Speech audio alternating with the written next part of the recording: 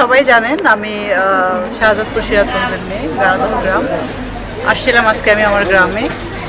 আসলে শুধু এই করোনা ভাইরাসের জন্য যে মানুষ যে প্রবলেমগুলো ফেস করছে এটার জন্যই নেই, মাঝে মাঝে ইচ্ছা করে যে আমি আমার গ্রামে আসি, আমার গ্রামের আশেপাশে মানুষ যারা আছে দরিদ্র মানুষদের পাশে দাঁড়াই।